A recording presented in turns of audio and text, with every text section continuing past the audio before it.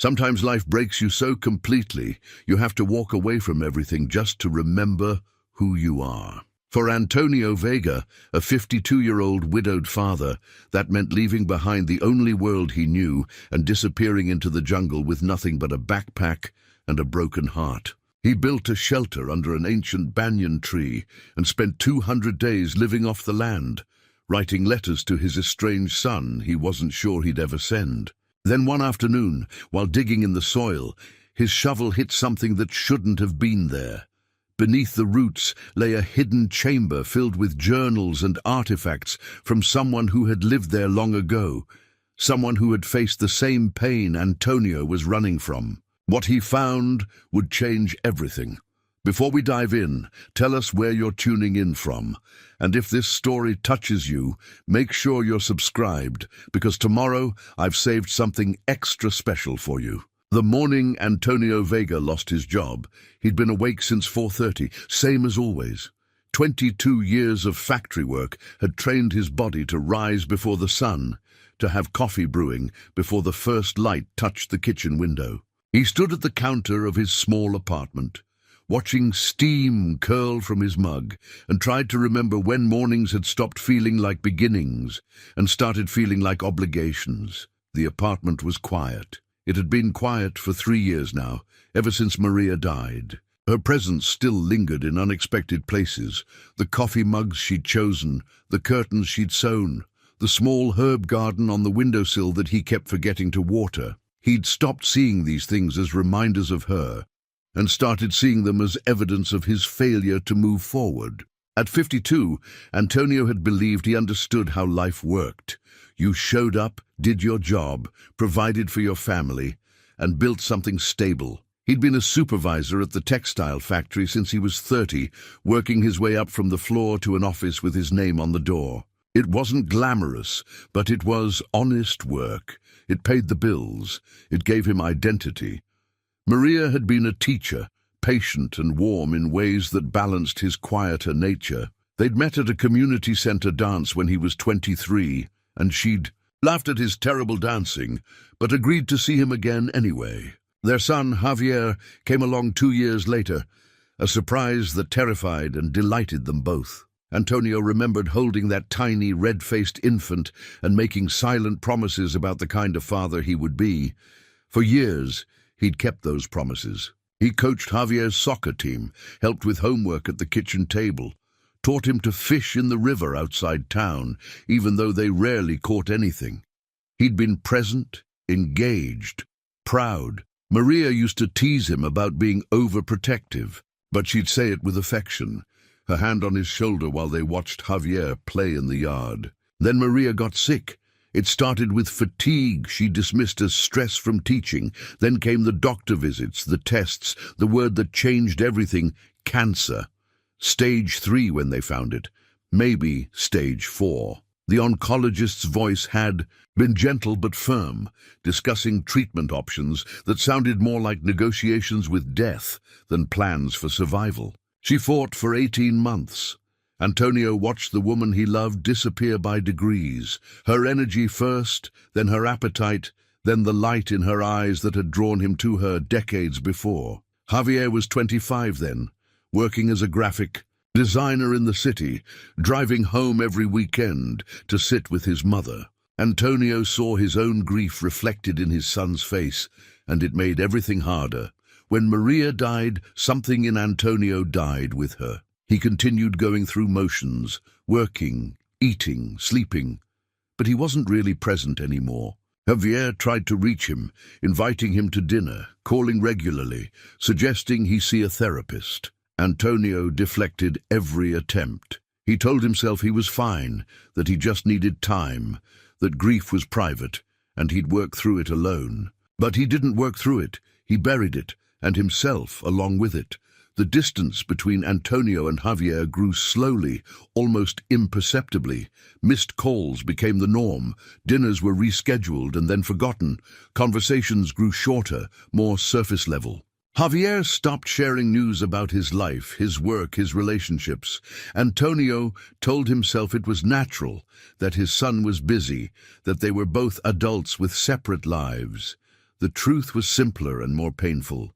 Javier had needed a father, and Antonio had become a ghost. The factory closure announcement came on a Tuesday morning, delivered by corporate representatives who'd driven in from the capital. The company was consolidating operations, moving manufacturing overseas where labor was cheaper. The factory would shut down in 60 days. Severance packages would be offered. They were sorry for the disruption. Antonio sat in that meeting and felt nothing. Around him, colleagues reacted with shock, anger, tears. Men and women he'd worked beside for decades suddenly faced uncertain futures. But Antonio just felt numb, as if this were happening to someone else. The severance package was adequate but not generous. 22 years of service translated into a sum that sounded substantial until he calculated how long it would last. He had the apartment, which he'd been renting since selling the family house after Maria's death. He had some savings, depleted by medical bills. He had a resume that hadn't been updated in 2 decades for a job market that had moved on without him. He was 52 years old, unemployed, alone, and adrift. Javier called when he heard the news. "Dad, I'm so sorry. Listen, why don't you come stay with me for a while? You can figure out your next move. Take some time." "I'm fine," Antonio interrupted. "I have the severance. I'll find something. You don't have to do this alone." I said I'm fine. The silence on the other end of the line was heavy with unspoken words. Finally, Javier said, "You've been saying that for 3 years. You're not fine. You haven't been fine since Mom died, and you won't let anyone help you." "I don't need help." "Yes, you do. You're just too stubborn or too proud to admit it. I raised you better than to speak to me that way. You raised me, past tense. You stopped being my father when Mom died. I've been mourning 2 parents for 3 years, Dad. One who died and one who just disappeared." The words hit like physical blows. Antonio wanted to argue, to defend himself, but the truth of Javier's statement left him speechless. "I'm here if you want help," Javier said quietly, "but I can't keep trying to reach someone who won't meet me halfway." The call ended. Antonio stood in his apartment, phone in hand, and felt the last connection to his old life fray and snap. The eviction notice came 6 weeks later. The severance was gone, consumed by debts he'd been ignoring. The landlord was sympathetic but firm. He needed the apartment for a paying tenant. Antonio had 30 days. He spent those days sorting through possessions, deciding what to keep and what to abandon. Most of it felt meaningless. Furniture he'd bought with Maria, clothes that no longer fit the person he'd become, books he'd never read again. Javier's childhood drawings and school awards, carefully preserved by Maria in boxes Antonio couldn't bear to open. He kept very little. Some clothes, a few tools, his wife's wedding ring on a leather cord around his neck, a compass she'd given him on their 10th anniversary, engraved with words he couldn't read anymore without feeling hollow. "You are my true north." The idea came to him late one night while scrolling through his phone, looking at pictures from another life. He'd been an outdoorsman once, before responsibilities consumed his time. He and Maria had hiked together in their early years, camping in the mountains, talking about dreams under stars. He remembered feeling free then, feeling like himself. What if he went back to that? Not for a weekend, but completely. What if he just left everything behind and disappeared into the wilderness?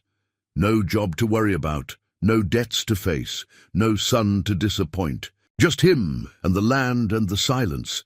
It wasn't a plan so much as an escape, but that's what he needed. Escape. He sold what little he had left, bought basic camping gear and supplies, and researched remote locations far from cities and people. He found references to an old jungle region 300 miles south, largely unexplored, with a river system that made living off the land possible. He left on a Thursday morning without telling anyone.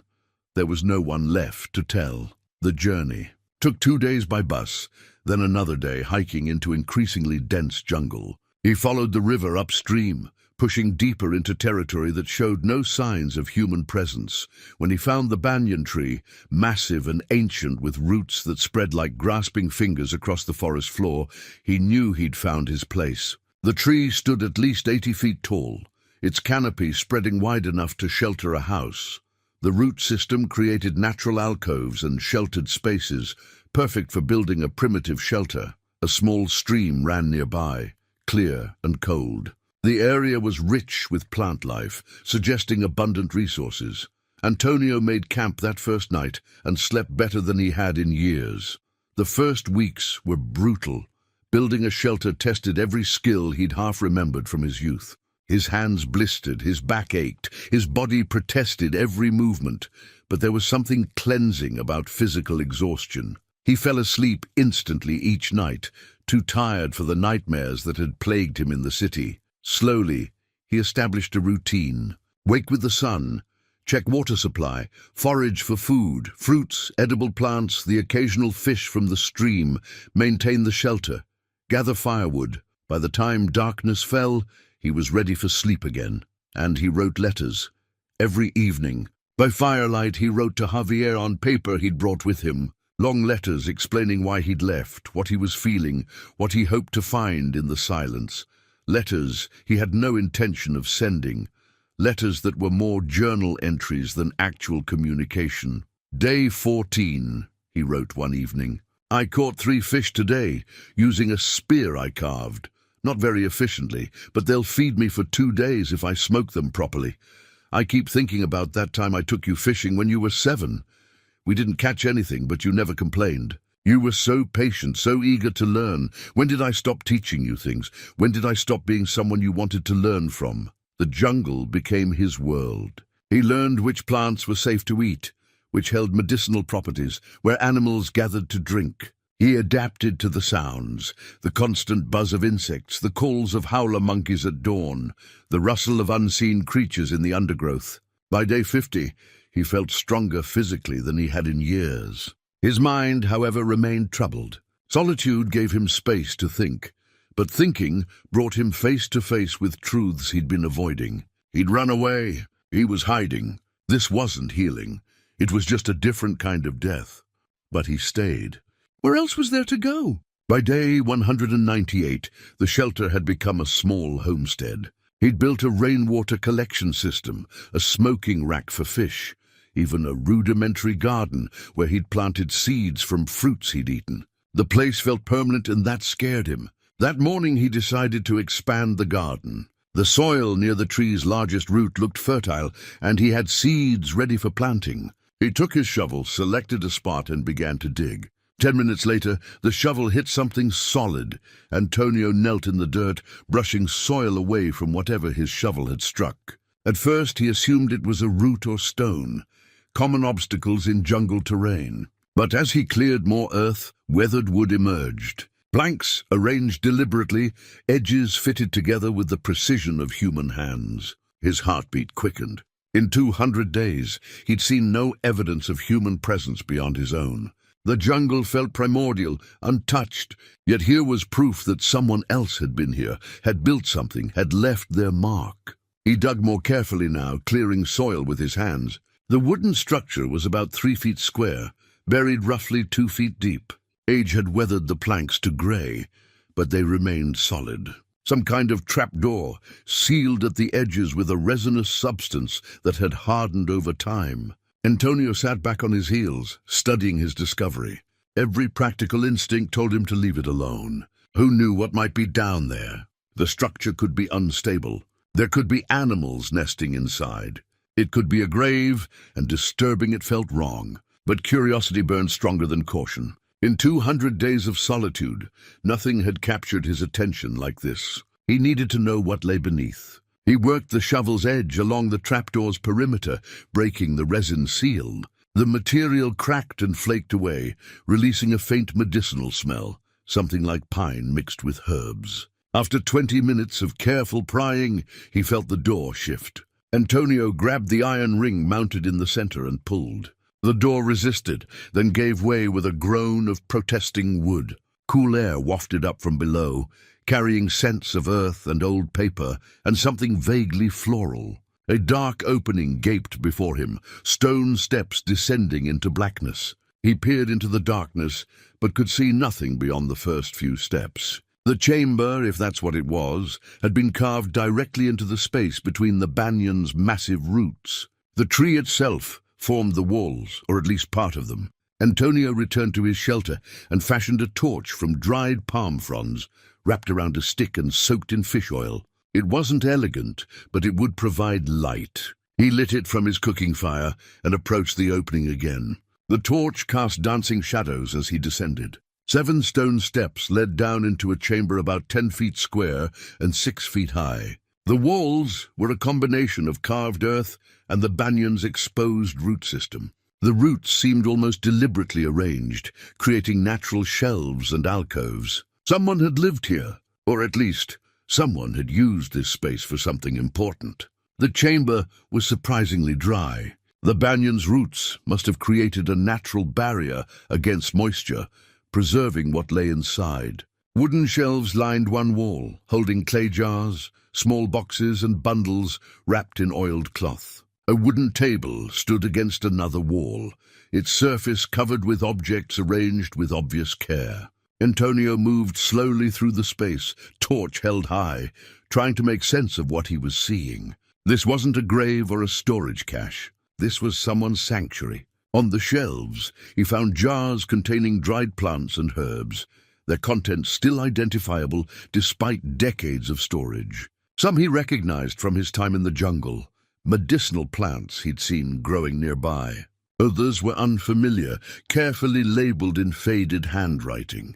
The bundles on the shelves contained more supplies, rolled bark that might have served as paper, dried roots tied with twine, seed pods preserved in wax. Whoever had assembled this collection understood the jungle's resources intimately. On the table, Antonio found the first truly personal item, a leather journal, its cover worn soft with age and handling. His hands trembled slightly as he picked it up.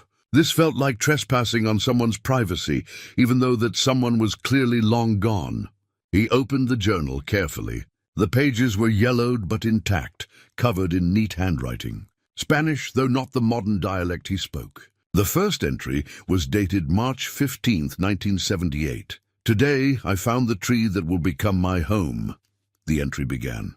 "After weeks of searching, after walking until my feet bled and my heart felt too heavy to carry, I found this ancient guardian standing alone in the forest. Its roots spread like welcoming arms. I think I can build something here. I think I can survive here. I have to believe that because I have nowhere else to go."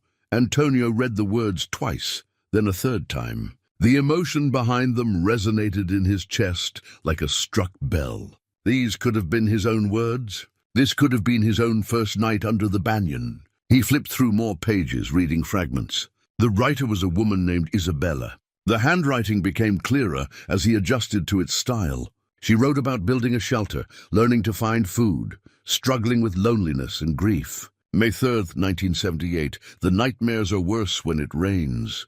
I hear the water and remember that night, the way the earth moved, the sounds they made. I wake up calling their names, but there is no one here to answer.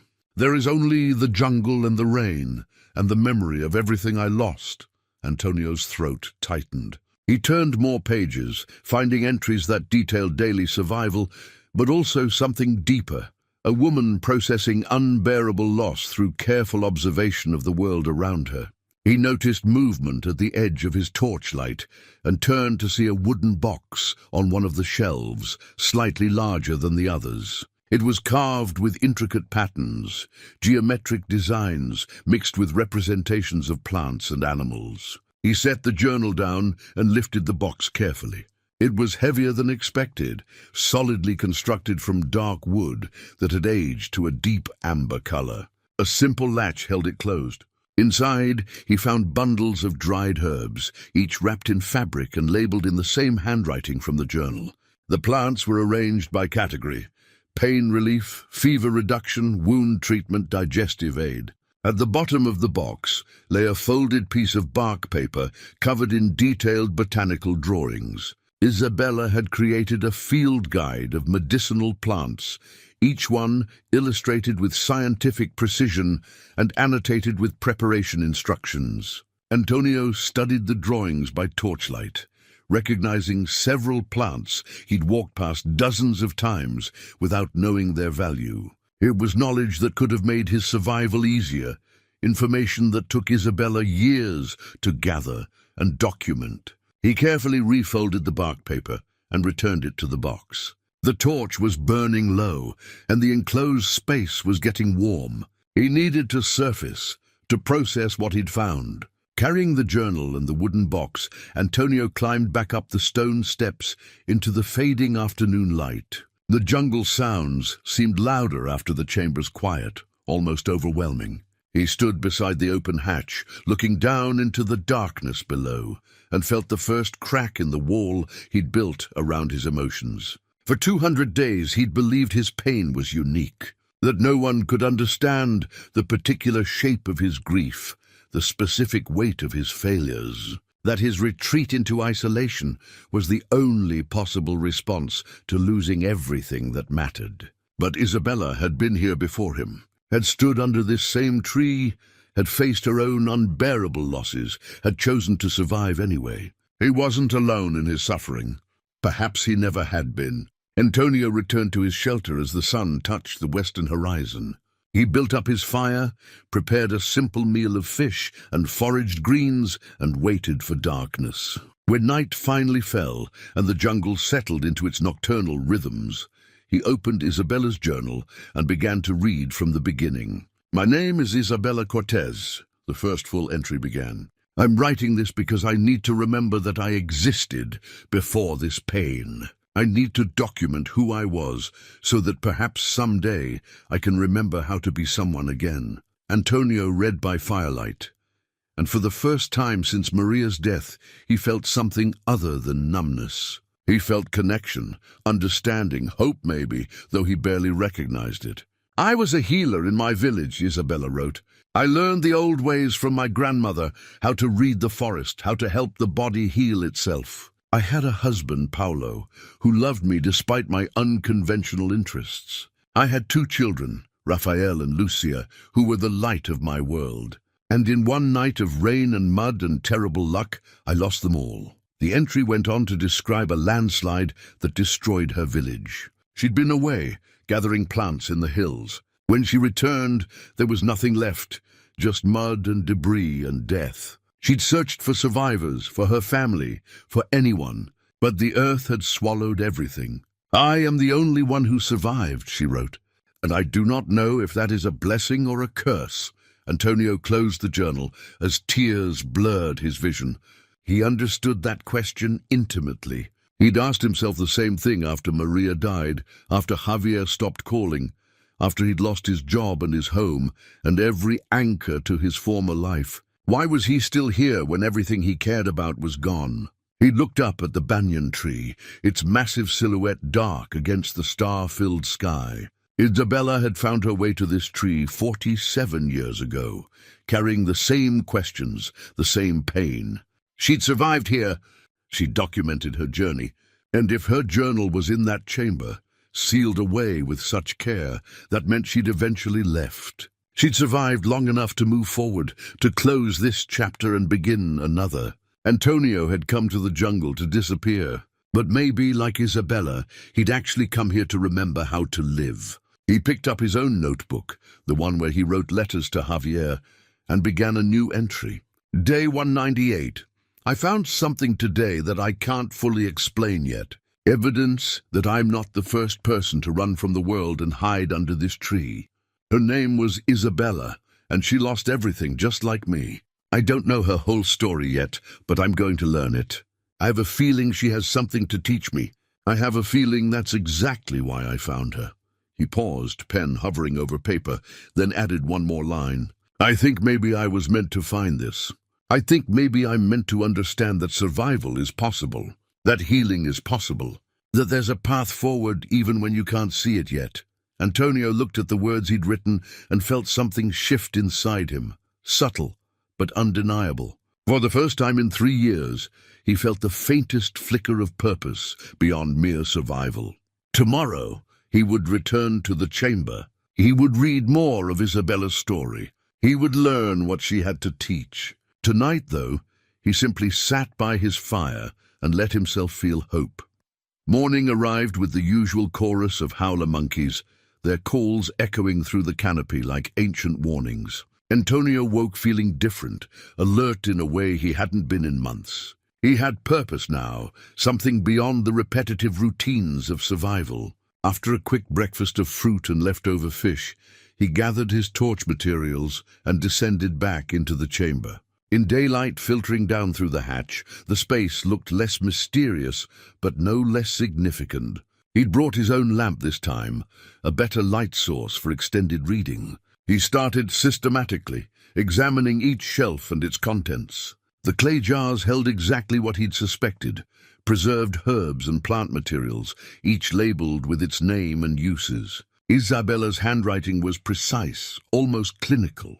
She'd been organized, methodical, someone who imposed order on chaos as a way of maintaining control. Antonio understood that impulse. His own shelter had become increasingly structured over the months, everything in its place, daily routines followed with near religious precision. It was easier to keep the mind occupied when the hands were busy. On the second shelf, tucked behind several bundles of dried roots, he found something that made him pause.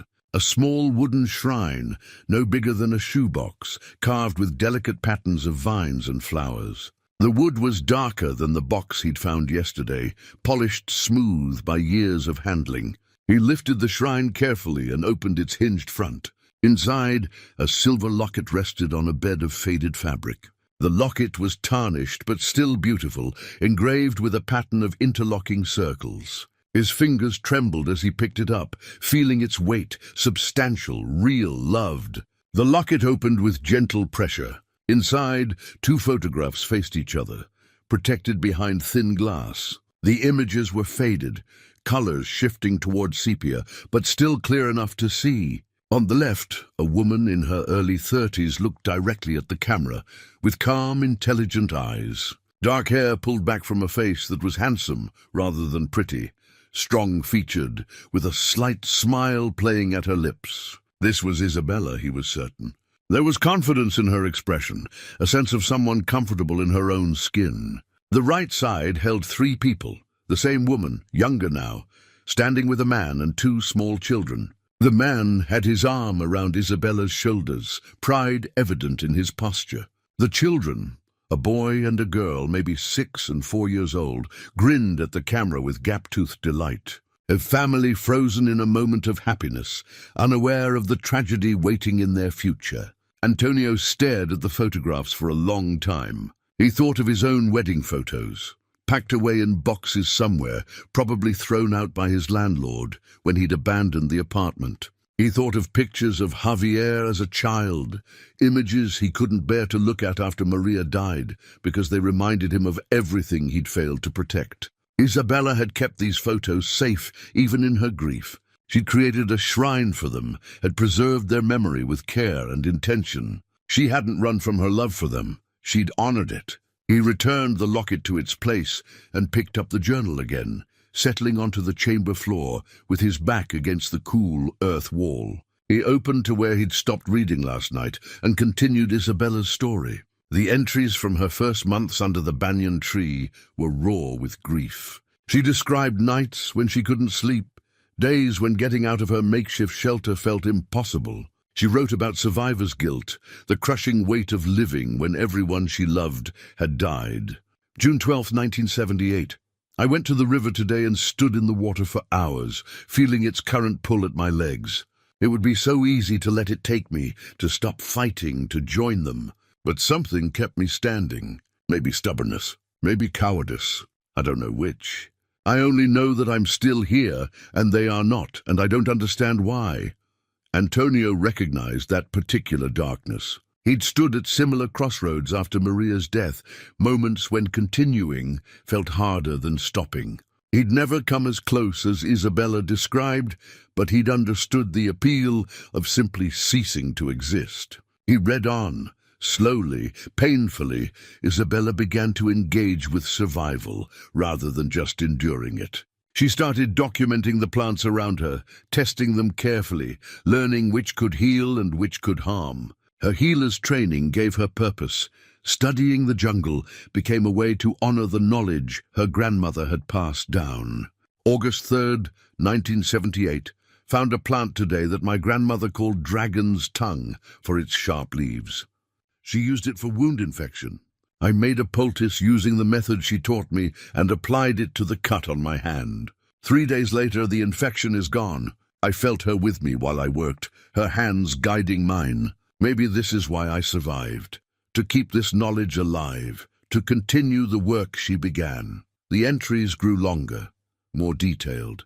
Isabella began to see patterns in the jungle, to understand its rhythms. She documented everything, weather patterns, animal behaviors, plant growth cycles. The journal became part field guide, part philosophical meditation, part conversation with herself. Antonio found himself nodding at passages, sometimes speaking aloud in agreement. "Yes," he said to the empty chamber.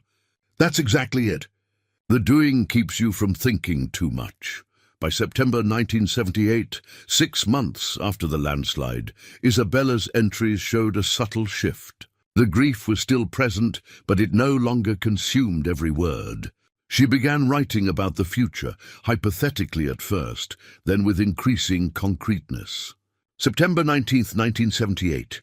A group of birds visits the clearing every morning at dawn.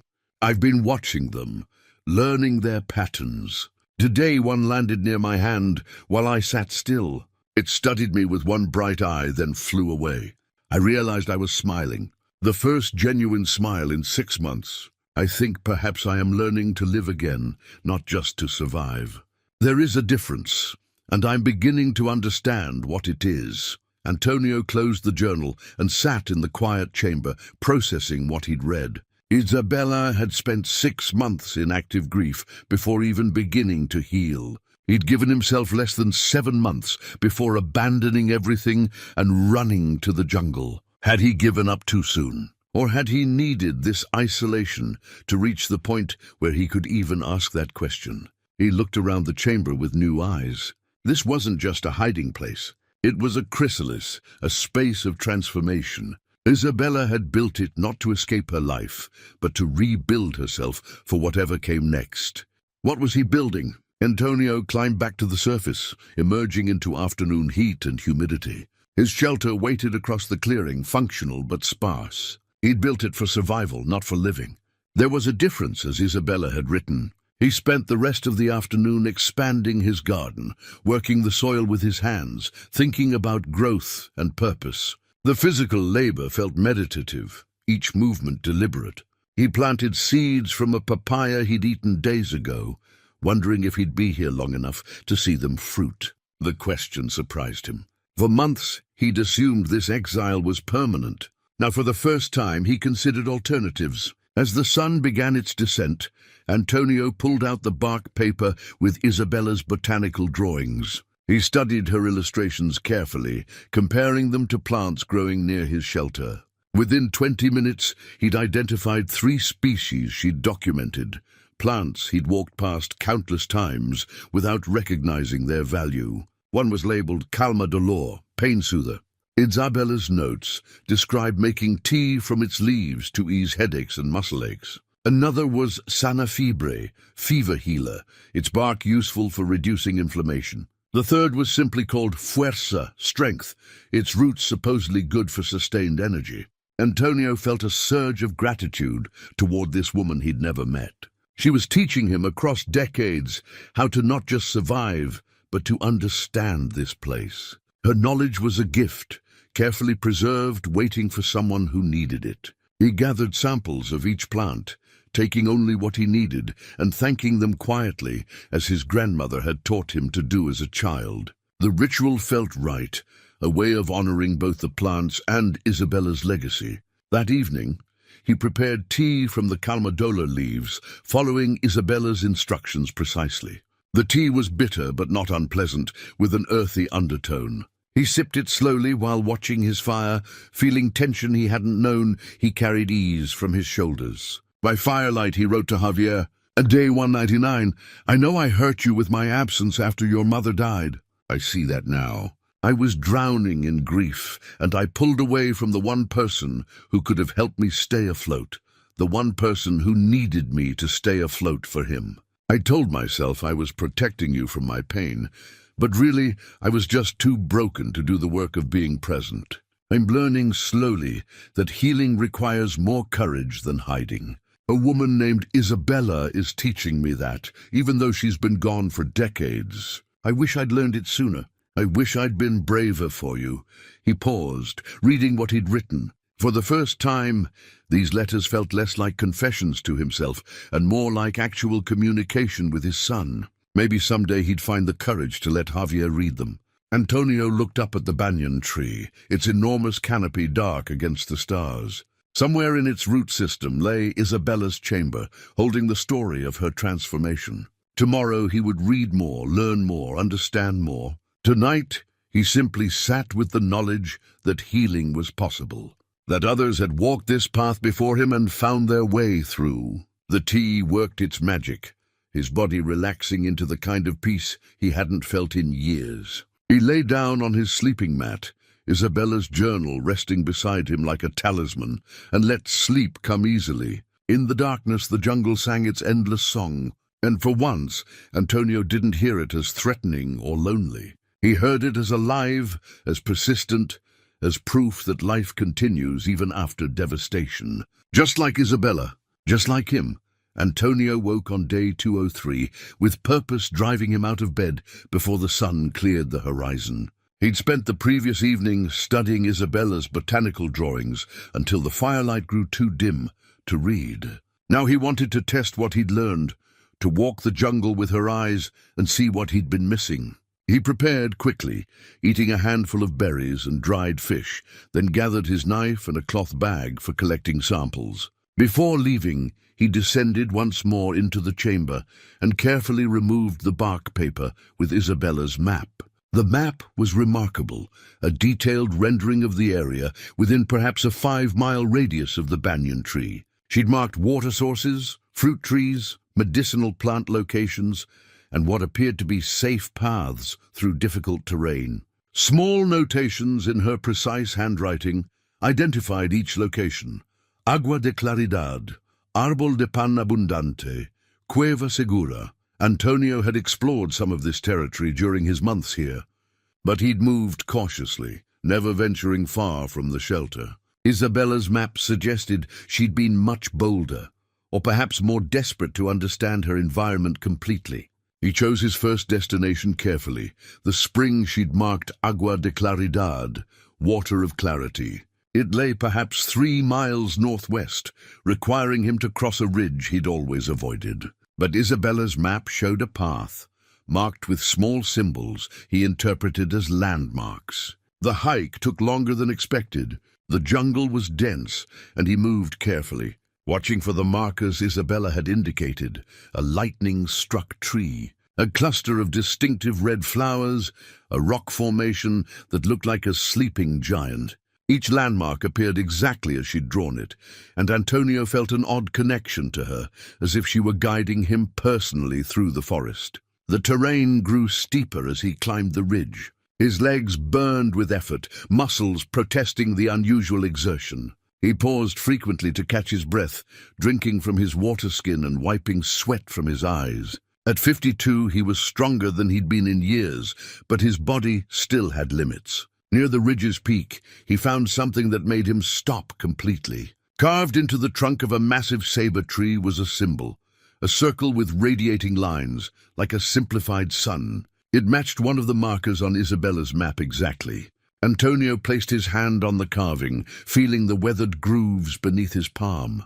Isabella had stood here, had carved this mark, had used this tree as a waypoint. The connection across time felt profound, almost spiritual. Beyond the ridge, the descent was gentler.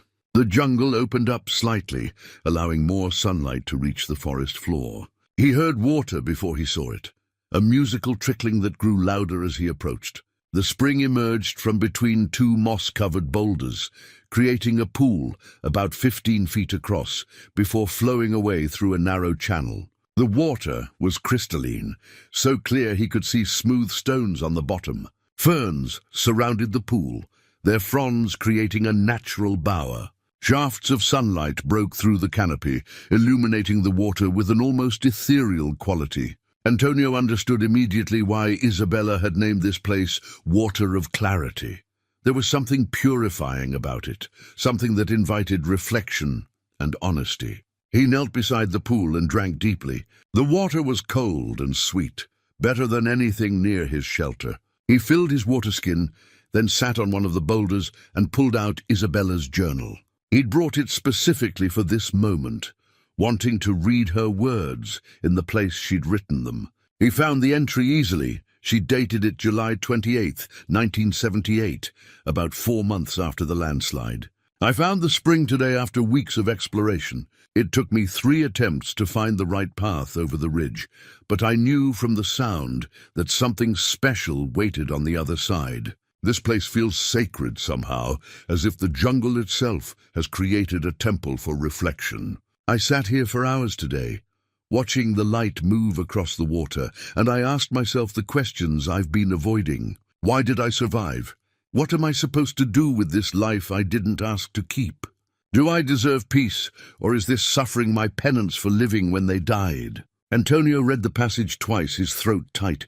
These were his questions, word for word. The same guilt, the same confusion, the same desperate search for meaning in senseless tragedy. He read on. I don't have answers yet, but sitting here watching the water flow continuously, never stopping, never questioning its purpose, I thought perhaps I'm asking the wrong questions. Water doesn't ask why it flows, it simply flows. Life doesn't ask why it continues, it simply continues. Maybe survival isn't about deserving or understanding. Maybe it's just about accepting that we're here and choosing what to do with that reality.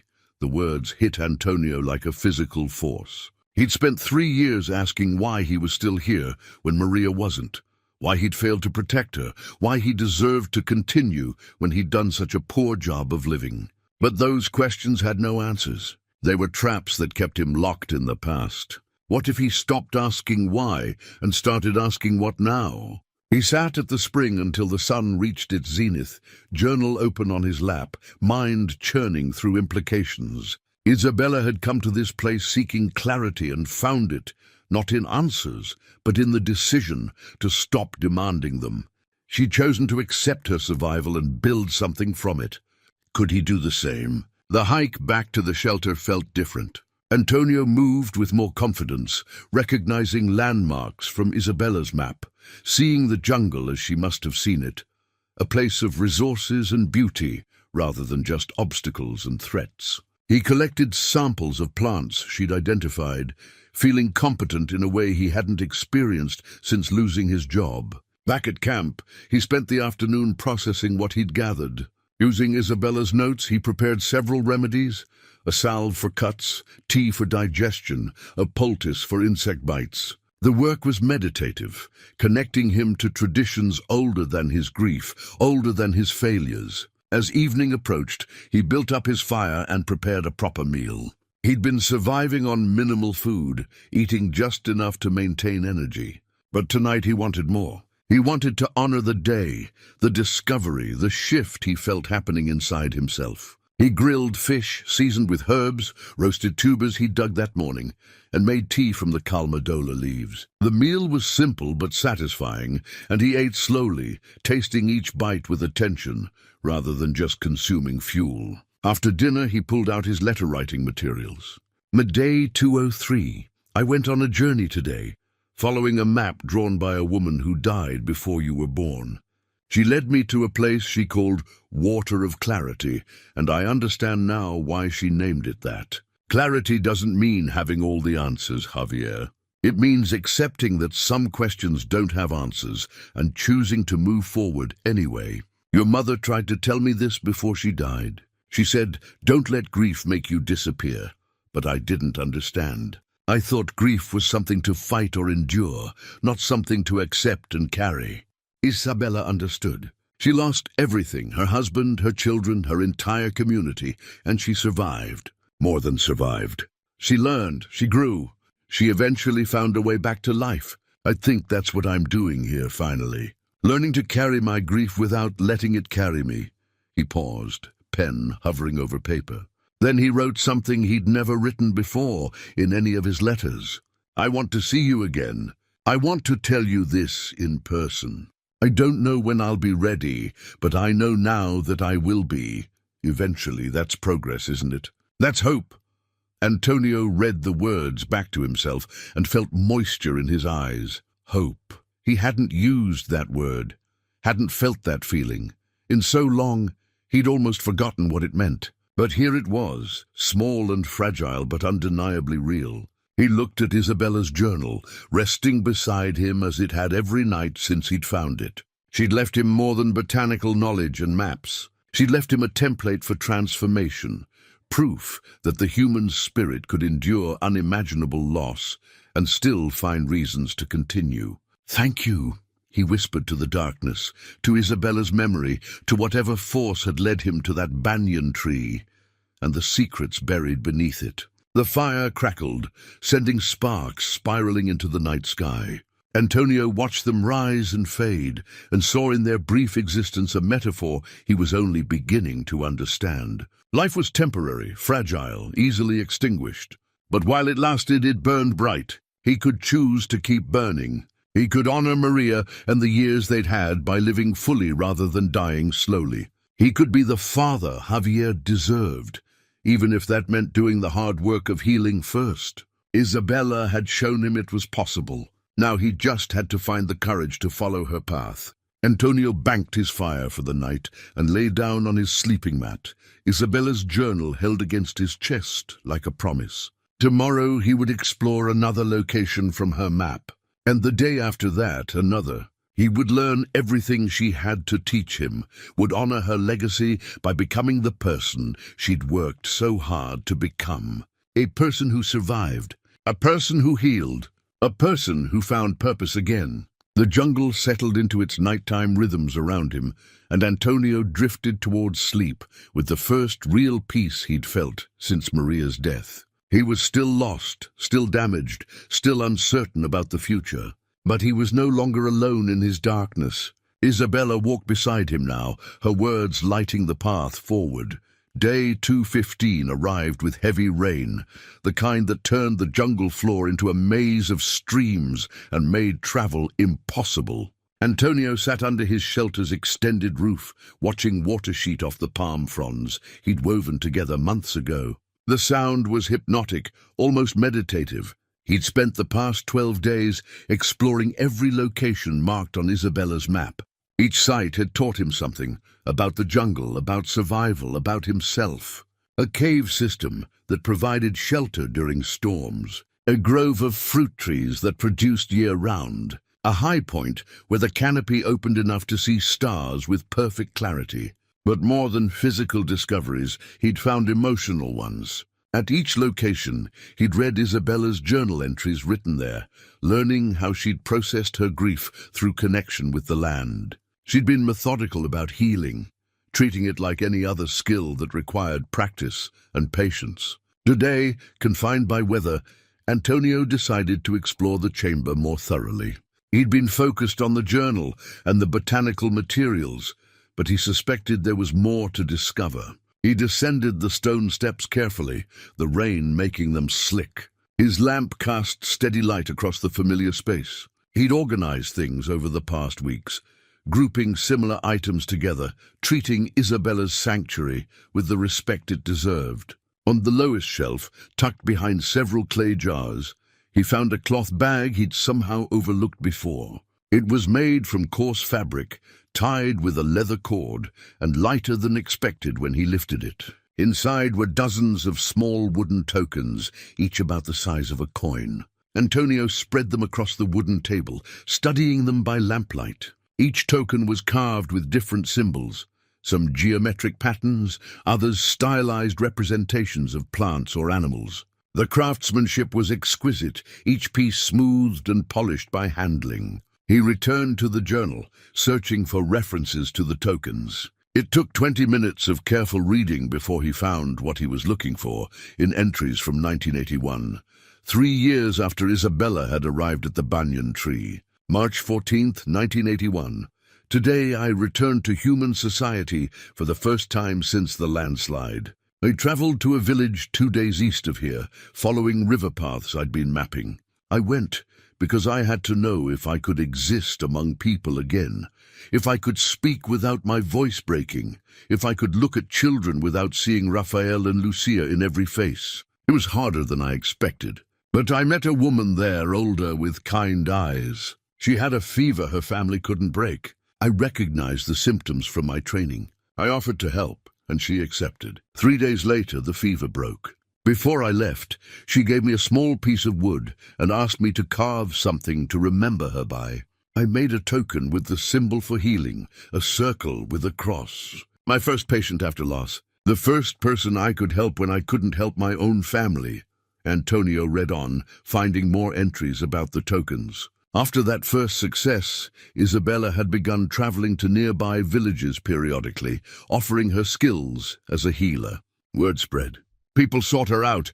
She carved a token for each person she treated, symbols representing their ailments and recoveries. The tokens weren't trophies. They were reminders that she could still contribute, still make a difference, still honor the knowledge her grandmother had passed down. April 22, 1982, 23 tokens now. 23 lives touched, improved, healed. I keep them in the chamber in my sanctuary because they remind me of something crucial. I could not save my family, but I can honor them by saving others. Every person I help is a way of keeping Paolo and Raphael and Lucia alive. Their deaths don't have to be meaningless. I can give them meaning through my actions. Antonio's vision blurred. He set the journal down and picked up one of the tokens, turning it over in his fingers. The wood was smooth, warm, loved.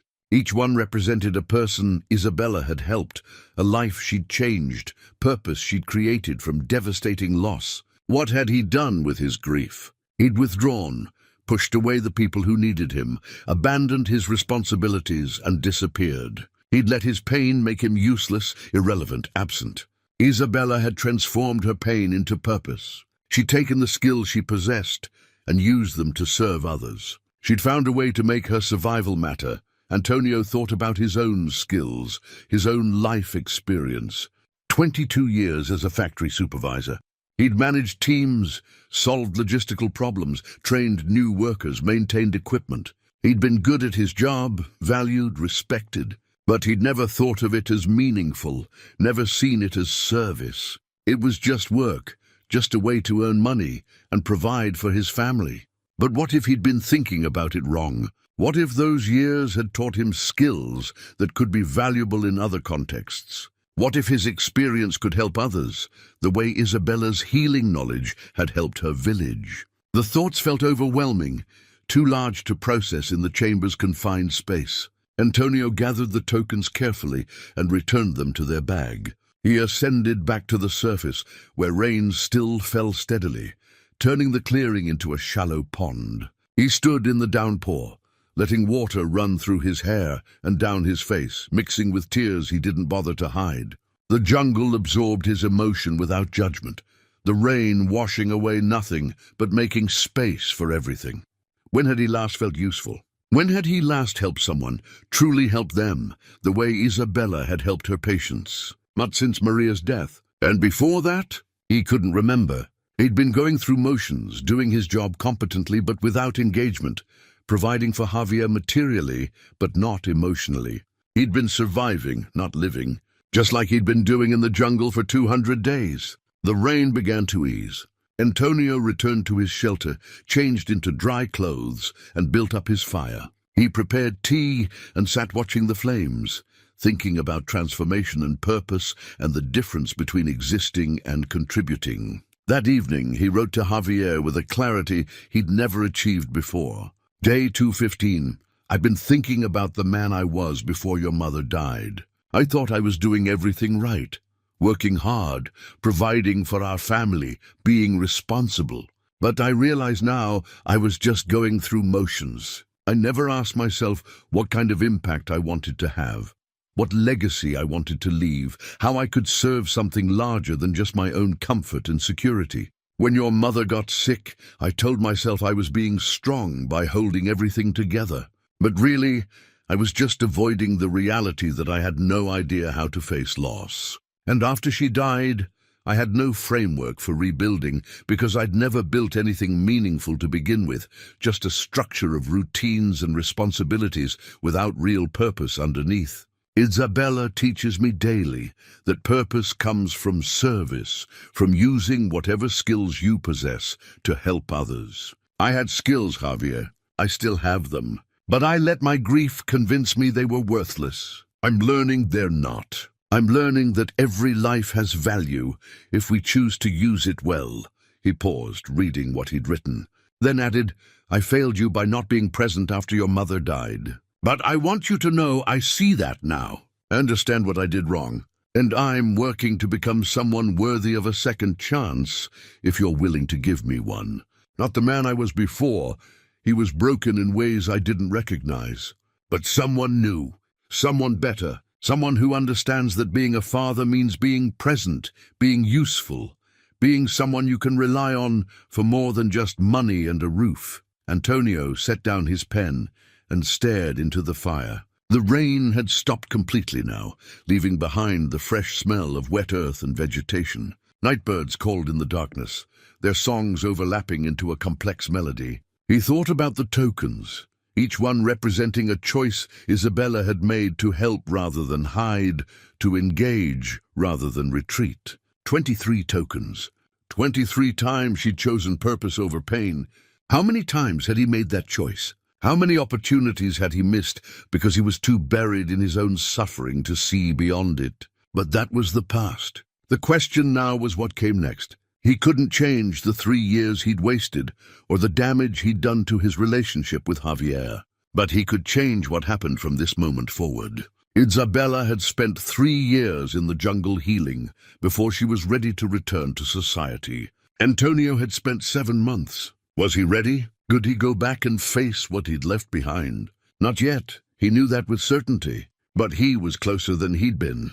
Each day, each discovery, each lesson from Isabella's life brought him nearer to the person he needed to become. He looked at the bag of tokens sitting beside his sleeping mat. Tomorrow, he would carve his own token, not to commemorate helping someone else, but to mark the moment he decided to start trying. A reminder that transformation was possible, that purpose could be found, that even broken people could learn to be useful again. The fire burned low. Antonio added more wood, watching flames dance across the new fuel. He thought about Isabella returning to her village for the first time, scared but determined. He thought about her offering help despite her own pain, choosing service over isolation. He could do that eventually, when he was ready. But first he had more to learn. More of Isabella's story to understand, more healing to accomplish in this sanctuary she'd created and left for whoever needed it next. Antonio pulled a blanket around his shoulders and settled in for the night, grateful for rain and tokens and the wisdom of strangers who became teachers across decades. Day 228 arrived clear and warm, the kind of morning that made the jungle feel less like wilderness and more like home. Antonio had completed his journey through all of Isabella's marked locations, and each site had changed him in ways both subtle and profound. He felt stronger, more capable, more connected to the land and to himself. But he also felt a growing restlessness. He'd absorbed everything Isabella's map and botanical notes could teach him. He'd read most of her journal, understanding her progression from devastation to acceptance to purpose. Yet he sensed there was something more, something he'd missed. After his morning routines, Antonio descended once more into the chamber. He'd been coming down here less frequently, but today his intuition told him to look more carefully. He examined the shelves systematically, removing items and checking behind them. Nothing new. He studied the walls, looking for hidden compartments. Then he remembered the parchment, Isabella's final message. He'd found it tucked behind a loose stone. What if there was more? He began testing stones methodically. Most were solid, but one near the floor shifted slightly under pressure. Antonio worked carefully, digging around its edges. After 10 minutes, he pulled it free. Behind it, a small cavity held a metal box sealed with wax. Inside were papers wrapped in oiled cloth. A birth certificate dated June 12, 1984. Mother, Isabella Cortez. Father, Francisco Mendoza. Child, Soledad Mendoza, female. Antonio stared, his mind struggling to process it. Isabella had given birth to a daughter in 1984, 6 years after the landslide that killed her first family. She'd started over. She'd built a new life. More documents followed. A marriage certificate from 1982, letters from grateful patients. A deed to a community health center dated 1985. Newspaper clippings, yellowed and fragile. One article from March 1988 showed an older Isabella standing in front of a building. The headline read, "Local healer honored for decade of service to indigenous communities." Antonio read slowly. The article described Isabella's work preserving traditional medicine, training practitioners, providing free care. A quote from her appeared. "My first family lives in my heart always.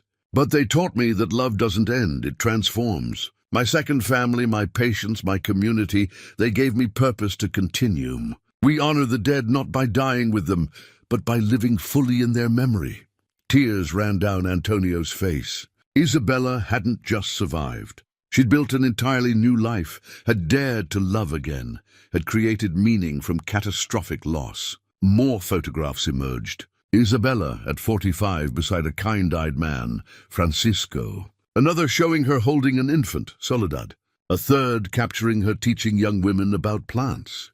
The final item was a sealed envelope marked "Para mi hija cuando sea mayor," for my daughter when she is older. Antonio debated, then broke the seal.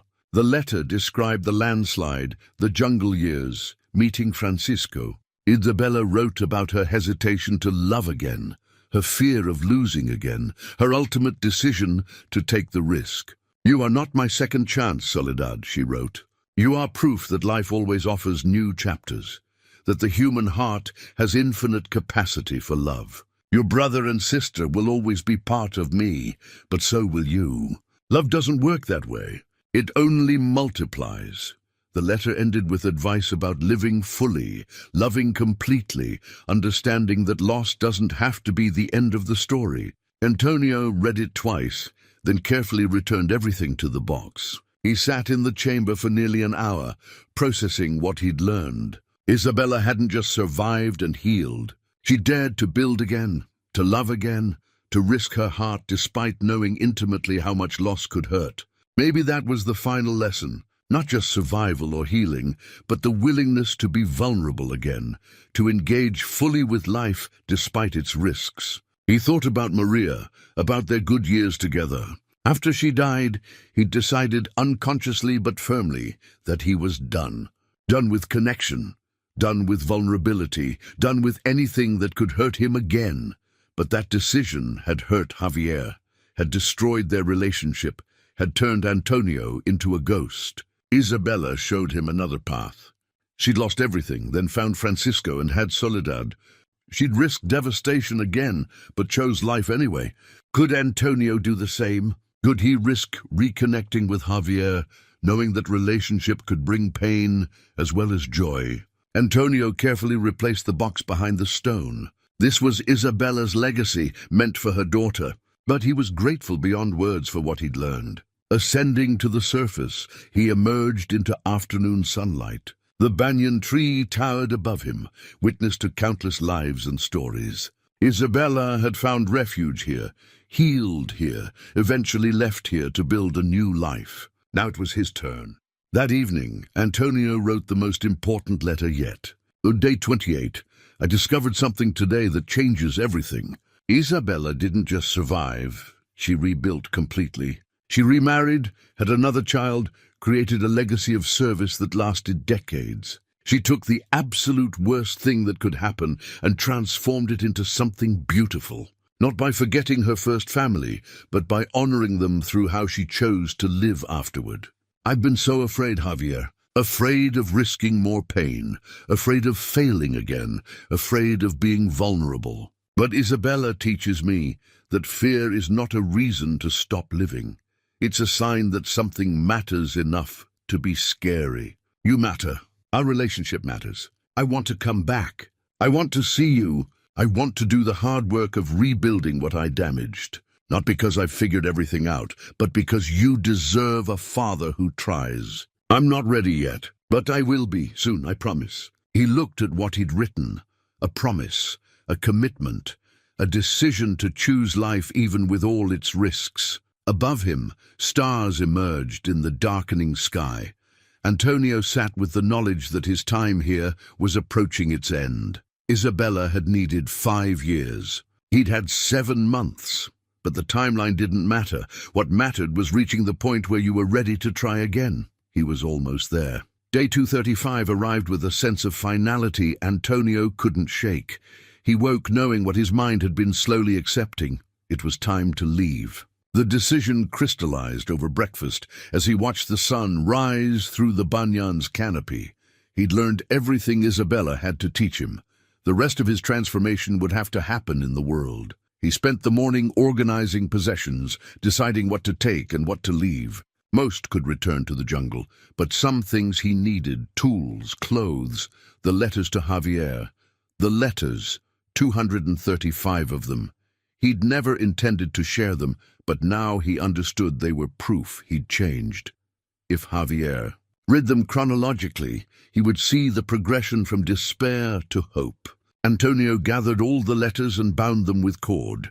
They felt heavy with significance. As afternoon approached, he made one final descent into the chamber. He wanted to say goodbye properly to the sanctuary that had saved his life. He moved through the familiar space, touching items he'd come to know intimately. He'd been thorough in his exploration, or so he'd thought, but as he prepared to leave forever, he felt compelled to check one more time. He examined the stone he'd removed to find the metal box, testing adjacent ones. Nothing. Then, almost by accident, he leaned against the wall beside the wooden table and felt something shift. Not a stone. The entire section of wall moved, as if hinged. Antonio's heart raced. He examined the area carefully, finding a seam he'd missed before. This wasn't natural. It was a door. He found the mechanism after several minutes, a wooden peg disguised as a root knot. When he pulled it, a section of wall swung inward, revealing a space he'd never known existed. The hidden room was smaller than the main chamber, perhaps 6 feet square. Shelves lined 2 walls, and a small chest sat in the corner. Everything was covered in dust, suggesting this space had been sealed longer than the main chamber. The shelves held more journals covering years he hadn't read about. He pulled one down, from April 1983, 5 years after Isabella had come to the jungle. Francisco asked me to marry him today. I told him I needed time. He was patient as always, but I could see hope in his eyes. I want to say yes. I care for him deeply, but I'm terrified. What if I lose him like I lost Paulo? Can I survive that a second time? Antonio flipped through pages, watching Isabella wrestle with the decision. Slowly, her entries shifted. May 1983. I realized today that fear is not wisdom. Fear is just fear. The wise thing is not to avoid all risk, but to decide which risks are worth taking. Francisco is worth the risk. Love is worth the risk. Tomorrow, I will tell him yes. He picked up another journal from 1984. The year Soledad was born. The entries glowed with contentment. June 1984. She is perfect. I held her for the first time and felt terror and joy so mixed I couldn't separate them. What if something happens to her? But also, look at this miracle. She exists because we chose love over fear. That's powerful. At the bottom of the chest, wrapped in oiled cloth, he found photographs. Recent ones showing Isabella as an elderly woman surrounded by family. Francisco, grey-haired, had his arm around her. A young woman, Soledad, grown, stood beside them with children of her own. 3 generations smiling. On the back, someone had written, December 2010. Antonio stared, mind racing. Isabella had lived until at least 2010. She'd had decades with her second family, had seen her daughter grow up, had met grandchildren. This wasn't ancient history. This was a living legacy. Isabella's choices had created generations of life and meaning. What would his choices create? He'd spent 3 years withdrawing, 7 months hiding. Those choices had created nothing but emptiness and pain. But what if he changed course now? It wouldn't erase the damage. It wouldn't give back lost time, but it could create something new, something meaningful, something worth building. Antonio carefully returned everything except one photograph, the family portrait. He needed this reminder of what was possible. He sealed the hidden room, ensuring it would remain preserved. This was Isabella's legacy, and it deserved protection. Returning to the main chamber, he took one last look around. He'd found more than shelter here. He'd found wisdom, guidance, hope, evidence that the human spirit could endure and transform and create beauty after the worst imaginable pain. "Thank you," he said aloud. "Thank you for showing me what's possible. Thank you for not giving up. Thank you for leaving this place for someone who needed it."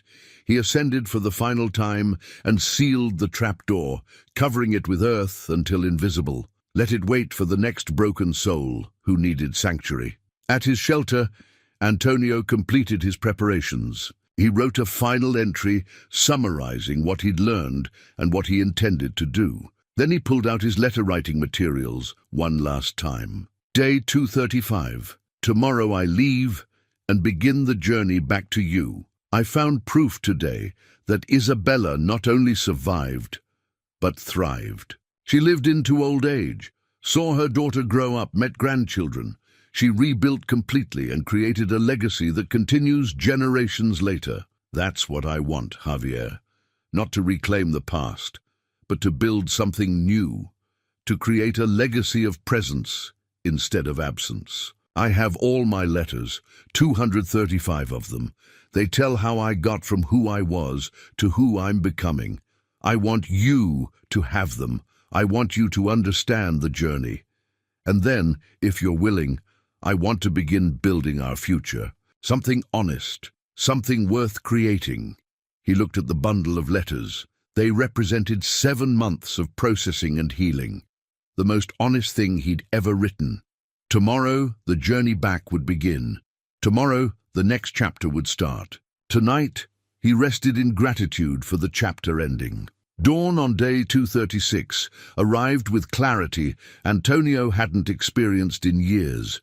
He woke feeling alert, purposeful, ready. Today he would begin the journey back to the world he'd fled. He moved through his morning routine one final time, but everything felt charged with significance. This was the last breakfast at this fire, the last water from this stream, the last morning watching sunlight through the banyan's canopy. Antonio packed methodically. His backpack held clothes, basic tools, the bundle of letters, Isabella's bark map, and the photographs. Everything else he left for the jungle.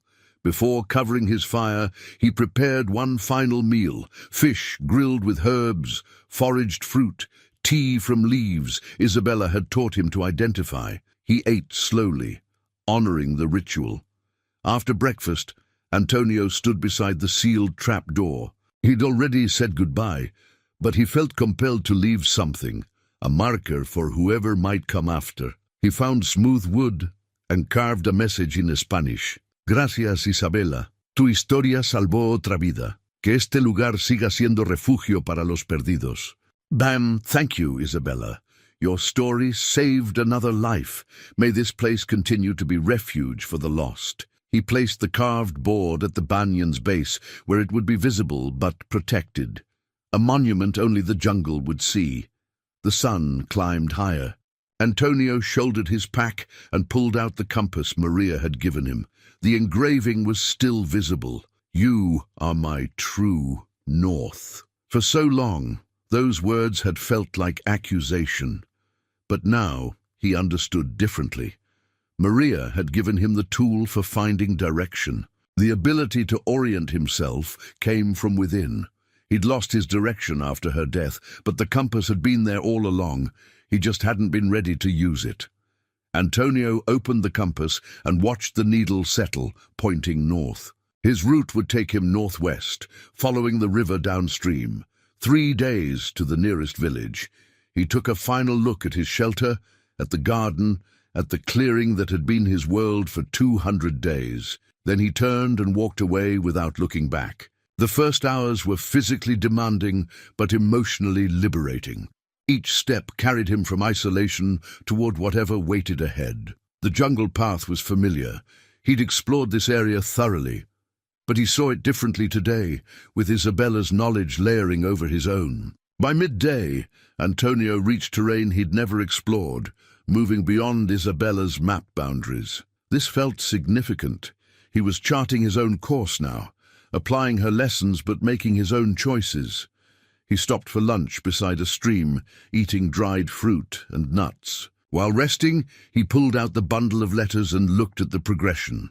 The early ones were bitter, self-pitying. The recent ones were reflective, hopeful. The man who'd written those early letters was a stranger now. That man had been broken and convinced his brokenness was permanent. What had changed? Isabella's story, certainly, but also time, solitude, the discipline of daily survival, the opportunity to face himself. And something else, the decision to stop asking why and start asking what now. That shift had opened possibilities. The terrain grew steeper in the afternoon. His body protested. Months of jungle life had made him strong, but sustained hiking used different muscles. He thought about Javier, trying to imagine their reunion. Would his son even agree to meet? Their last conversation had been brutal. 7 months of silence since then. 7 months during which Javier had probably moved on. The doubt was familiar. The old voice insisting he'd done too much damage, that reconciliation was impossible. But he recognized that voice now, fear masquerading as realism. The same fear that had kept him isolated. Isabella had faced that fear and chosen love anyway. He could do the same. Rain began falling mid-afternoon, heavy and sudden. Antonio found shelter in a small cave and built a small fire near the entrance. By firelight, he read through letters again, stopping at one from day 89 about teaching Javier to fish when his son was 7. They'd caught nothing but laughed the whole time. Javier had been so patient, so eager to learn. When had that changed? When had Javier stopped seeking his guidance? After Maria's death, probably. Antonio had withdrawn so completely that Javier learned to stop asking for help, stop sharing his life, stop expecting his father to be present. The distance grew slowly, in tiny increments that accumulated into a chasm. Antonio wrote in the margin, "I forgot this memory completely." Buried it because looking at it hurt. But forgetting the joy doesn't honor her memory. It dishonors it. She would want me to remember the happiness. I'm remembering now, finally. The rain continued for hours. Antonio dozed intermittently, waking to add wood to the fire. He dreamed of Maria, but for the first time in years, the dreams weren't nightmares. They were memories of good times, her laugh, her hand in his, the way she'd looked at him across the dinner table, content and at peace. He woke fully as rain tapered off, evening light filtering through the cave entrance. His body ached from hiking and the hard stone floor, but his mind felt clear. Tomorrow he would cover more ground, probably reaching populated areas by afternoon. The thought brought anxiety but also anticipation. He was ready. Not perfectly healed, that would take longer, but ready enough to try. That evening, Antonio wrote what he knew would be his final letter before seeing Javier. Day 236, I'm camping in a cave, 1 day from civilization. Tomorrow I'll reach a village and begin finding my way back to you. I'm scared, Javier, terrified. What if you won't see me? What if you've moved on? What if I've waited too long? But I'm coming anyway, because staying in the jungle would be choosing fear over love, and I'm done making that choice. I'm willing to do the work of repair, I hope you are too. See you soon. Your father. He stared at the signature. Your father. He'd signed other letters with his name, maintaining distance. But this one felt different, more honest about what he wanted to be. Antonio lay down, listening to the jungle's nighttime chorus. This was his last night in wilderness. Tomorrow, civilization would begin. He was ready. Dawn on day 237 arrived clear and warm. Antonio woke stiff from sleeping on stone, but alert with purpose. He gathered his belongings quickly, extinguished the fire's remains, and stepped out of the cave into morning light that felt symbolic, emerging from darkness into clarity. The day's hike began with renewed energy. His body had adapted to the exertion, and the terrain gradually became less challenging as elevation decreased. By mid-morning, he saw his first sign of human presence, an old trail marker, weathered but deliberately placed. He followed the trail, which grew more defined with each mile. The signs appeared: a rusted tin can discarded years ago, a section of rope tied to a tree branch, boot prints in dried mud. Civilization's fingerprints spreading into the wilderness. Antonio's heart rate increased as the markers became more frequent. He was close now, perhaps only hours from human contact. He stopped at midday near a stream to rest and refill his water skin. The stream was the same one that passed near the banyan tree, now wider and faster as tributaries joined it. He'd been following water all along, letting it guide him home. While eating foraged fruit and the last of his dried fish, Antonio examined himself in the stream's surface. His reflection showed a man transformed, leaner, sun-darkened, bearded. But the changes went deeper than physical. His eyes held something they hadn't before: focus, purpose, determination. He pulled out the compass again, watching the needle find north. The engraving caught sunlight. "You are my true north." He understood now that Maria had given him more than a navigation tool. She'd given him a reminder that direction comes from within, that even when lost, the ability to find your way remains. "Thank you," he said quietly, speaking to her memory, "for everything, for the years we had, for teaching me what love looks like, for Javier, for this compass. I'm going to make you proud. I'm going to be the man you believed I could be." He tucked the compass away and continued hiking. The afternoon brought increasingly clear evidence of human activity. The trail widened into something like a path. He saw machete cuts on vegetation, deliberate clearing. Then in the distance, the sound of voices, children playing, he thought. Antonio's pulse quickened. He was about to rejoin humanity after 237 days of solitude. The prospect felt overwhelming. He paused, took several deep breaths and checked his appearance. He was presentable enough.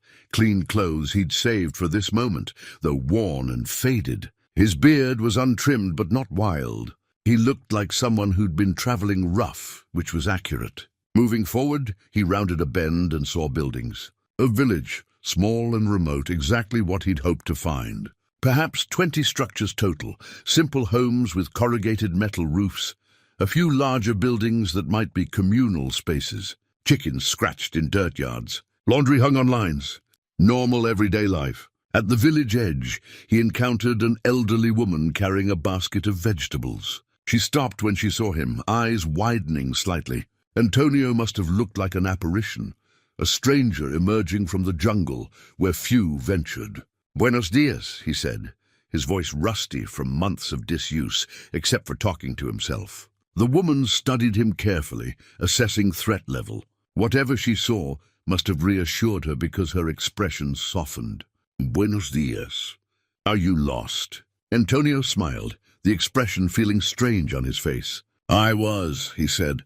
"But I think I'm finding my way." She gestured toward the village. "Come, you look like you need food and water." He followed her into the village center, where several people stopped their activities to stare at this weathered stranger. The woman, whose name was Rosa, she told him, led him to her home and insisted he sit while she prepared food. "Where did you come from?" she asked while working. "The jungle. I've been living there for several months. Alone." "Yes." She brought him water first, which he drank gratefully despite having filled his water skin earlier. The simple act of being served by another person felt profound after so long caring for himself. Rosa prepared a plate of rice, beans, and chicken, simple food that tasted extraordinary after months of foraged meals and caught fish. Antonio ate slowly, savoring each bite and the kindness behind it. "Why were you in the jungle alone?" Rosa asked, sitting across from him with her own plate. Antonio considered lying, creating a simpler story. But he'd promised himself honesty. "I was grieving. I'd lost my wife, then my job, then my home. I needed time away from everything to figure out how to keep living." Rosa nodded, as if this made perfect sense. "And did you figure it out?" "I think so. I found someone's story, a woman who lived under a big tree many years ago. She'd lost everything too, but she rebuilt her life. She taught me it was possible." "Isabella," Rosa said quietly. Antonio's head snapped up. "You knew her?" "Everyone knew of her. She died 2 years ago, very old. She ran a health center in Santa Rosa, about 30 miles from here. My mother was treated by her once, decades ago. Isabella was a legend, the healer who'd lost her family but devoted her life to helping others." Antonio felt emotion tighten his chest. Isabella had died only 2 years ago, had lived a full life of service and meaning, and people still remembered her, still honored her legacy. "She saved my life," Antonio said. "Even though we never met," Rosa smiled. "That sounds like something Isabella would do." They talked through the afternoon. Rosa explained that a supply truck visited the village every 3 days. One was due tomorrow. Antonio could ride it to the nearest city, about 6 hours away. From there, he could arrange further transportation. She offered him a place to sleep that night, a small room in her home that she usually used for storage. Antonio accepted gratefully, though he found the enclosed space unsettling after months under open sky. He left the door open, letting jungle sounds drift in.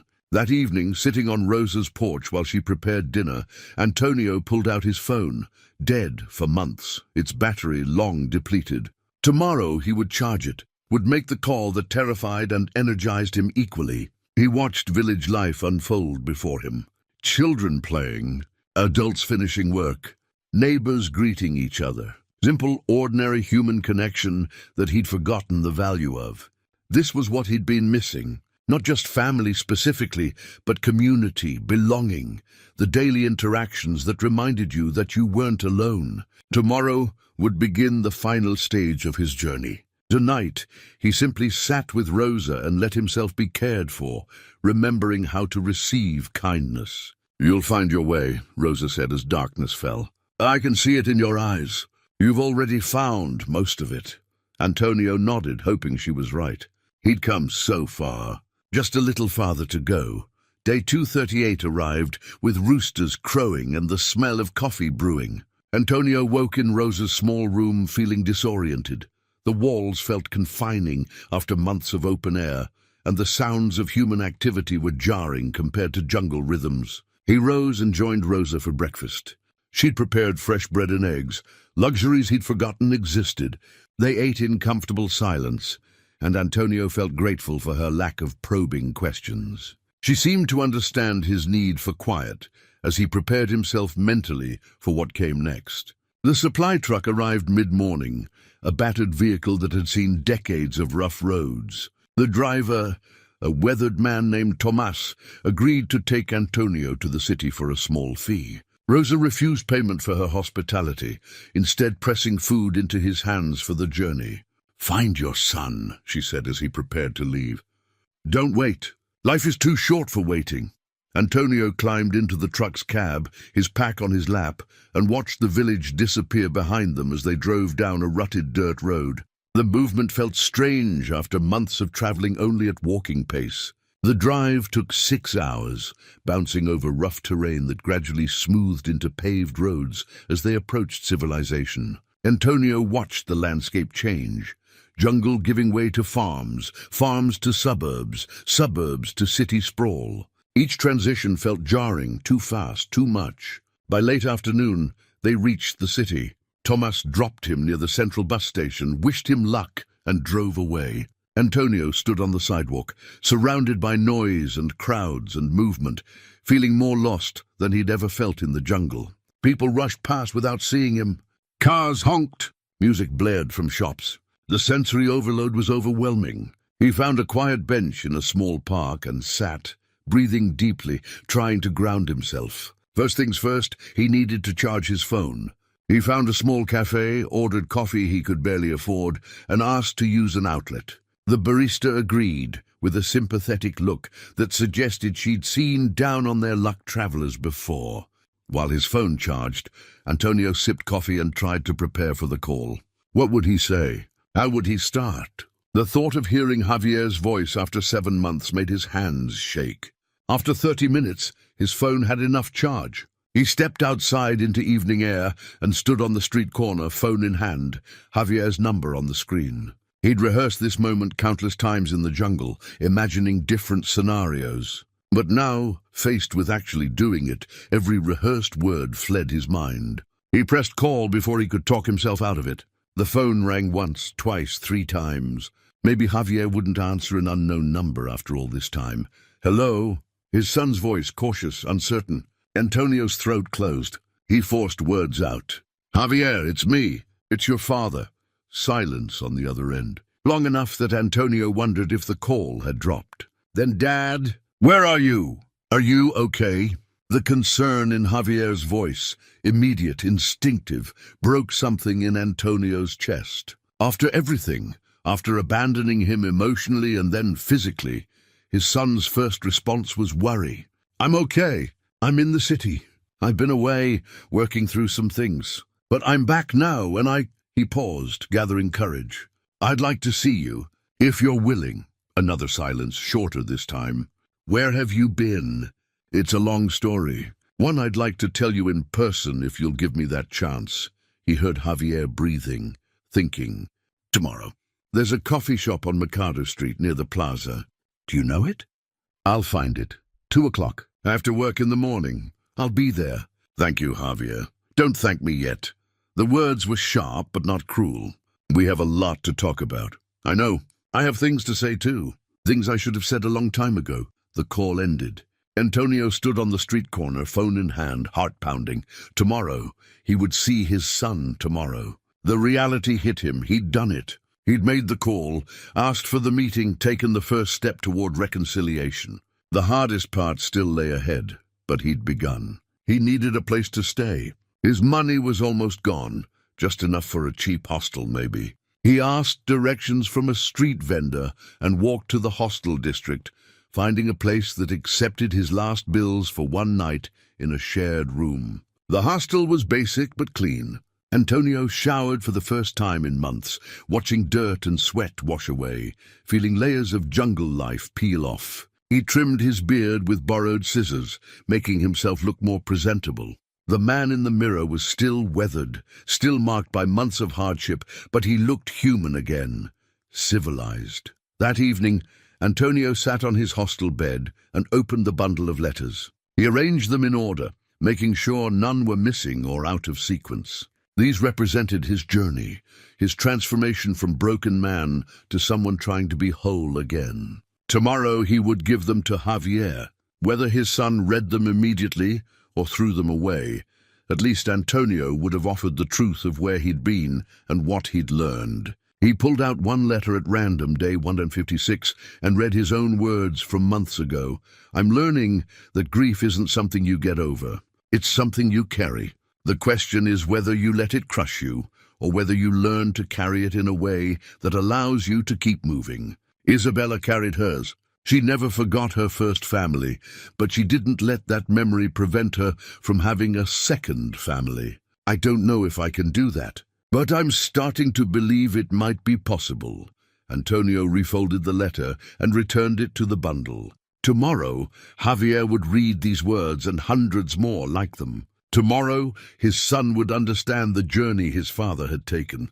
And then, if Javier was willing, they could begin building something new. Not recovering what they'd lost, that was impossible. But creating something different, something honest, something built on truth rather than avoidance. Antonio lay down on the thin mattress, listening to city sounds filter through the window, so different from jungle nights. He felt exposed, vulnerable, scared of what tomorrow would bring. But he also felt ready, as ready as he could be. He thought of Isabella, of her courage to love again after devastating loss. He thought of Maria, of the compass she'd given him, of her belief in his ability to find his way. He thought of the banyan tree, standing silent in the jungle, holding secrets and offering sanctuary to lost souls.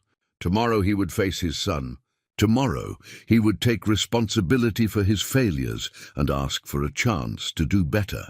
Tomorrow he would begin the hard work of rebuilding. Tonight he simply rested and gathered his strength for what was to come. The morning of day 240 arrived too quickly.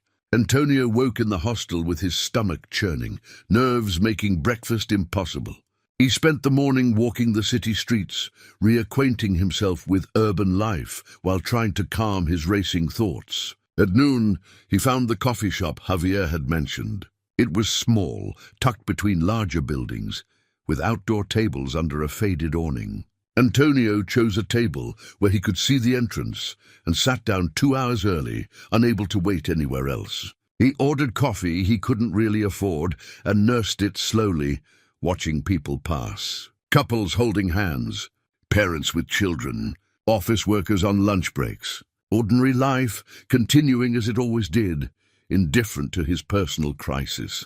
At 1:30, he pulled out the bundle of letters and set them on the table. His life's transformation, bound with cord, ready to be offered or rejected. At 5 minutes to 2, Javier appeared. Antonio's breath caught. His son looked older than he remembered.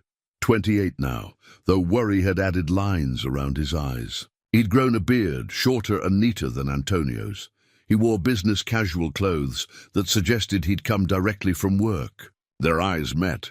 Javier hesitated, then walked to the table and sat down across from his father. For a long moment, neither spoke. They simply looked at each other, taking inventory of changes time and distance had wrought. "You look different," Javier finally said. "I am different." Antonio's voice was steady despite his shaking hands. "Thank you for coming, for giving me this chance." Javier nodded toward the bundle of letters. "What's that?" "Letters I wrote to you.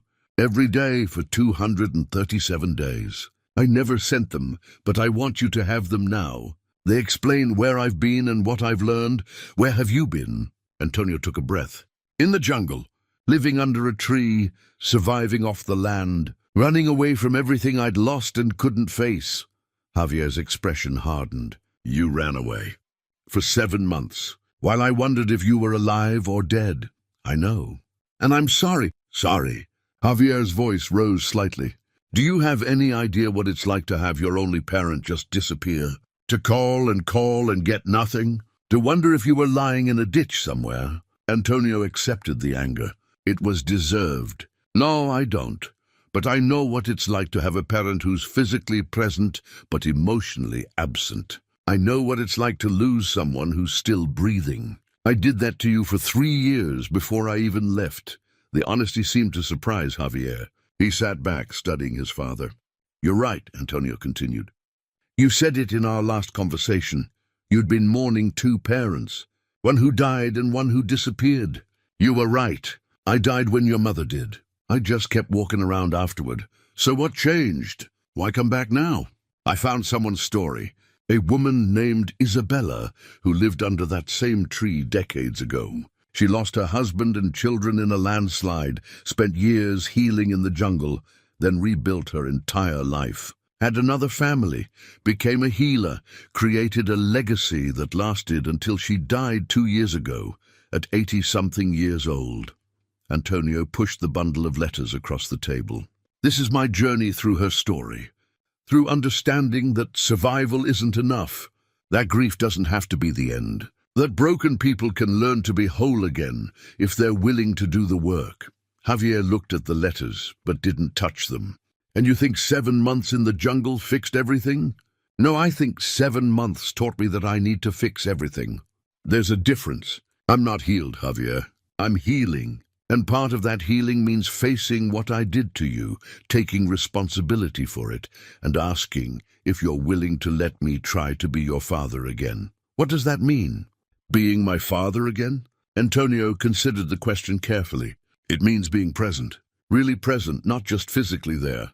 It means asking about your life and actually listening to the answers. It means supporting you in ways I should have been doing all along.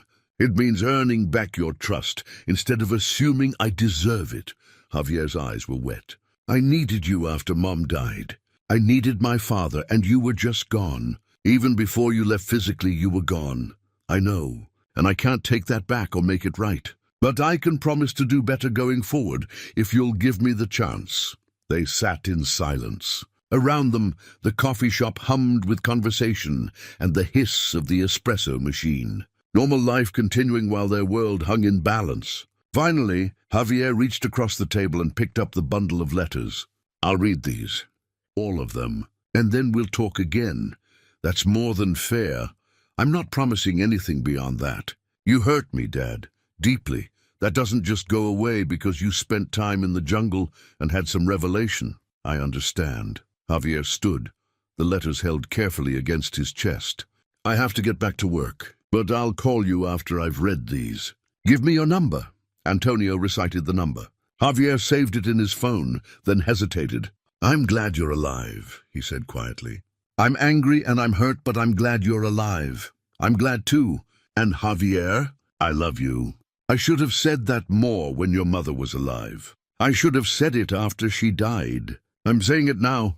Javier nodded, unable to speak, and walked away with the letters. Antonio sat alone at the table, watching his son disappear into the crowd. It wasn't reconciliation, not yet. But it was a beginning, a chance, an open door instead of a slammed one. He pulled out the photographs he'd taken from Isabella's chamber, the one showing her with her second family, all of them smiling. Multiple generations, proof that life could continue and even flourish after devastating loss. That evening, Antonio used his last money to buy a cheap journal from a street vendor. He found a bench in a quiet park and opened it to the first page. Day 240, he wrote. I saw Javier today.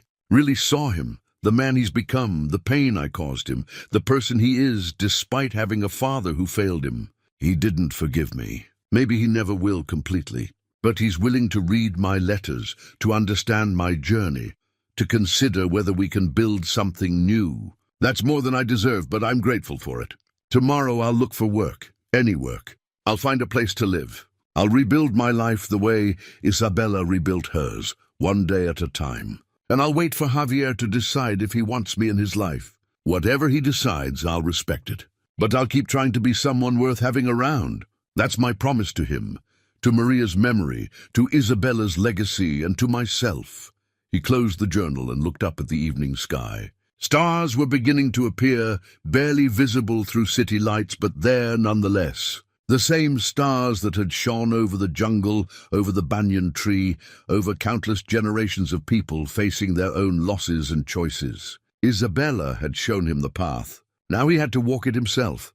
Day by day, choice by choice, building a life worth living from the ashes of the one that had burned down. Antonio stood and walked into the city evening, uncertain of the future, but no longer paralyzed by fear. He'd survived. He'd learned. He'd begun the hard work of living again. The rest would come or it wouldn't, but either way, he would face it with the lessons Isabella had taught him. Carry grief without letting it crush you. Honor the dead by living fully, and never stop choosing courage over fear. Sometimes rock bottom grows the deepest roots. His had grown deep enough. Now it was time to bloom.